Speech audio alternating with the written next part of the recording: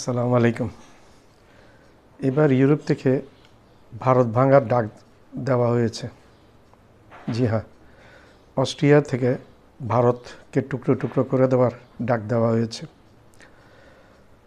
ভারতের প্রধানমন্ত্রী নরেন্দ্র মোদী একজন ফ্যাসিস্ট ডিকটেটর কসাই, যাকে কসাই মোদী হিসেবে সবাই জানে। গুজরাটে 1000 মুসলিম নিধনের সাথে জড়িত বলে শোনা যায়। এটা ভারতীয়দের মুখেই শোনা যায়, আমরা বলি না, এটা ভারতীয়রাই বলে। কাশ্মীরে হত্যাকাণ্ডের সাথে, মুসলিম হত্যাকাণ্ডের সাথে জড়িত নরেন্দ্র মোদী, এবং মণিপুরে খ্রিস্টান হত্যাকাণ্ডের সাথে জড়িত। খ্রিস্টান গির্জা, 250-র উপর গির্জা পুড়ে দেওয়ার সাথে নরেন্দ্র মোদী, অমিত শাহ জড়িত। কাশ্মীরে মুসলিম হত্যাকাণ্ডের সাথে নরেন্দ্র মোদী, অমিত শাহ জড়িত। বাংলাদেশের হেফাজতে ইসলামের হত্যাকাণ্ডের সাথে ভারত এবং শেখ হাসিনা জড়িত। পিলখানা হত্যাকাণ্ডের সাথে বাংলাদেশের 56 জন সেনাবাহিনীর অফিসার হত্যাকাণ্ডের সাথে ভারত এবং শেখ হাসিনা জড়িত, যার কারণে ভারত চাচ্ছে না এই বিচারটা হোক, সুষ্ঠুভাবে হোক। 2024 সালে, অর্থাৎ গত বছর, এটা 2025 সাল, 2024 সালের 5ই আগস্ট ফ্যাসিস্ট হাসিনার তক্তাপালট, অর্থাৎ গদিচ্যুত হওয়ার পর্যন্ত এই শেখ হাসিনাকে বিগত 15 বছর এই নরেন্দ্র মোদী, ফ্যাসিস্ট নরেন্দ্র মোদী সাহায্য সহযোগিতা, ভারত এবং সাহায্য সহযোগিতা দিয়ে এসছে, যার কারণে এই ফ্যাসিস্ট শেখ হাসিনা ভোট ছাড়াই বিনা ভোটে প্রধানমন্ত্রী হয়েছে 5 বছরের জন্য। আবার 5 বছরের জন্য ডামি ইলেকশন দিয়ে প্রধানমন্ত্রীর জন্য হয়েছে। আবার 5 বছর দিনে ভোট রাত করে প্রধানমন্ত্রী হয়েছে। এইসবের সাথে হাসিনাকে দায়ী না, হাসিনার সাথে দায়ী নরেন্দ্র মোদী এবং ভারতের তো এই ভারত, আমাদের বাংলাদেশের মানুষ ভারতকে দেখতে পারে না। কী জন্য দেখতে পারে না? ভারত, ব্যক্তিগতভাবে ভারতের মানুষকে আমরা বাঙালিরা ঘৃণা করি না, কিন্তু কেন দেখতে পারে না তার কিছু কারণ আছে। কারণে অকারণে দাদাগিরি, কারণে অকারণে নাক গলানো, কারণে অকারণে হুমকি ধুমকি, কারণে অকারণে বাংলাদেশ দখল করার হুমকি, কারণে অকারণে পারমাণবিক বোমা মেরে বাংলাদেশকে বিশ্বের মানচিত্র থেকে মুছে দেওয়ার হুমকি। এগুলি কোনো কেউ পছন্দ করবে না, বাংলাদেশ যতই ছোট হোক, কিন্তু এগুলো বাংলাদেশ পছন্দ করবে না এবং করেনি। এখন ইউরোপ থেকে ভারত ভাঙার হুমকি দেওয়া হয়েছে। শুধু হুমকি না, ভারতকে বেশ কয়েক টুকরা করা হবে, সেটা একটা ম্যাপও প্রকাশ করা হয়েছে, এবং ম্যাপের মধ্যে অনেকগুলা টুকরা দেখানো হয়েছে, এবং প্রত্যেকটা টুকরার আলাদা আলাদা স্বাধীন দেশ হিসেবে প্রকাশ করা হয়েছে, এবং আলাদা আলাদা ফ্ল্যাগ থাকবে, পতাকা থাকবে, সেটাও দেখানো হয়েছে। সেখানে শিখদের সাথে তারা সহানুভূতি, শিখদের সাথে একাত্মতা ঘোষণা করেছে। এই পশ্চিমবাংলা, উড়িষ্যা, আসাম, এগুলি নিয়ে বৃহত্তর একটা বাংলা ম্যাপ দেখানো হয়েছে। এভাবে প্রত্যেকটা পুরো ভারতকে খণ্ড খণ্ড টুকরা দেখানো হয়েছে এবং বিভিন্ন ম্যাপ দেখানো হয়েছে। আসলে ভারত ইউরোপ থেকে করুক আর না করুক, ভারত কিন্তু ক্রমান্বয়ে টুকরো হওয়ার পথে এগিয়ে যাচ্ছে, এবং তার প্রধানতম কারণ হলো এই ফ্যাসিস্ট নরেন্দ্র মোদী, কসাই মোদী এবং তার বিজেপি সরকার, এবং তাদের মুসলিম বিরোধী, সংখ্যালঘু বিরোধী আচরণ, দাদাগিরি, অতিমাত্রায় নাক গলানো। নরেন্দ্র মোদী নিজেকে বিশাল এক ব্যক্তিত্ব মনে করত, এবং ভারতকে বিশাল এক শক্তিশালী দেশ মনে করত। আসলে নরেন্দ্র মোদীর কিন্তু কোনো পাত্তা নেই। এখন চীনে গিয়েও কান্নাকাটি করছে সে, এদিকে উত্তর কোরিয়াতে গেছে, এবং পুটিনের সাথে তার দহরম মহরম দেখা যাচ্ছে। এগুলোতে আমেরিকা যে 50% স্যাংশন দিয়েছে, তাতে ভারতের অর্থনীতি 12টা বেজে গেছে। এখন ইউরোপ যেভাবে হুমকি দিচ্ছে, ইউরোপ যদি ট্যারিফ আরোপ করে দেয় 50% অথবা 75%, তাহলে ভারতের ব্যবসা আর হবে না। ভারত অলরেডি আমেরিকার ট্যারিফের কারণে, ট্রাম্পের ট্যারিফের কারণে প্রচুর ক্ষয়ক্ষতি হয়ে গেছে ভারতের হাজার হাজার গার্মেন্টস বন্ধ হয়ে যাবে, লক্ষ লক্ষ শ্রমিক বেকার হয়ে যাচ্ছে। অর্থনীতি ভারতের ইতিহাসে সর্বনিম্ন পর্যায়ে চলে গেছে ডলারের বিপরীতে। ভারতের ইতিহাসে, ভারত 47 সালে স্বাধীন হওয়ার পর থেকে সর্বনিম্ন পর্যায়ে চলে গেছে অর্থনীতি। আসলে ভারত একটি ফ্যাসিস্ট দেশ, নরেন্দ্র মোদী একজন ফ্যাসিস্ট প্রধানমন্ত্রী। এখন তার বিরুদ্ধে ভারতের ক্ষোভে ফেটে উঠেছে এবং লোকজন বলাবলি করছে অলিগলি মে চোর হে, নরেন্দ্র মোদী চোর হে। অলিগলিতে চোর উঠছে, নরেন্দ্র মোদী চোর। নরেন্দ্র মোদী নাকি কারচুপি করে চুরি করে ভোটে প্রধানমন্ত্রী হয়েছে, সেটা প্রমাণসহ তারা দাখিল করছে। এখন নরেন্দ্র মোদী ঘরের ভিতরেও চাপে আছে, বাইরেও চাপে আছে, আরও বেশি চাপে আছে আমাদের এই ফ্যাসিস্ট শেখ হাসিনাকে, খুনি হাসিনাকে।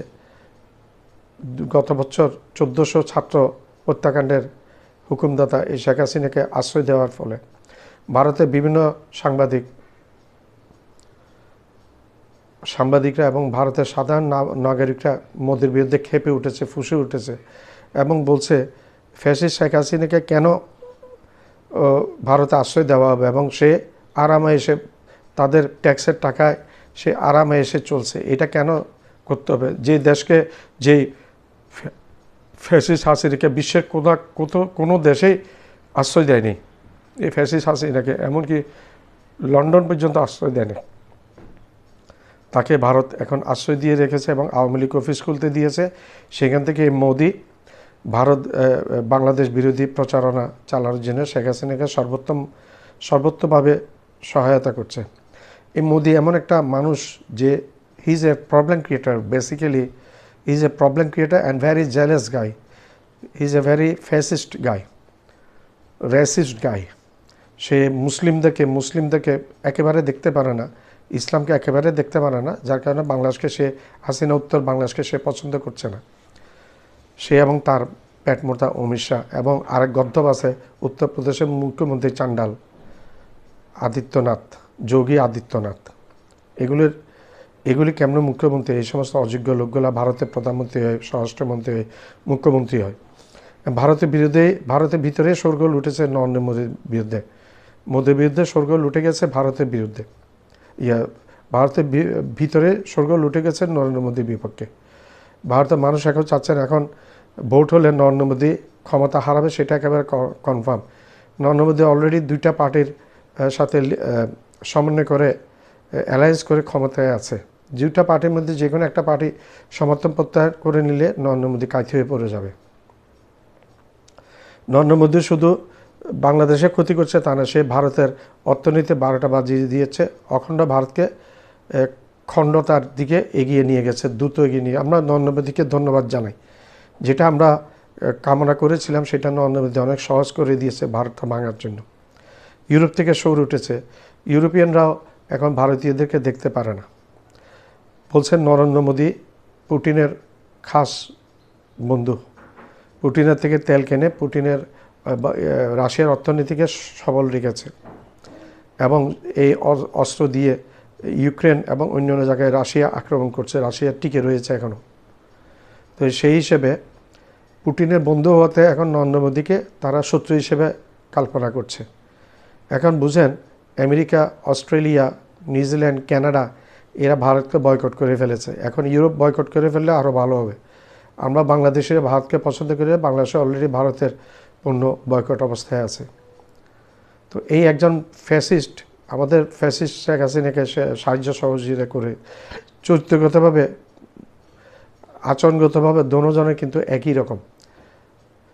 একই রকম দোনোজন, নরেন্দ্র মোদী এবং শেখ হাসিনা। তো আমরা চাই না ভারত টুকরো টুকরো হয়ে যায়, কিন্তু ভারত তো একটা ভালো দেশ না। ভারতের সাথে চীন ভারতের শত্রু, পাকিস্তান ভারতের শত্রু, হাসিনোত্তর বাংলাদেশ এখন ভারতের শত্রু, মোদী শত্রু বানিয়েছে।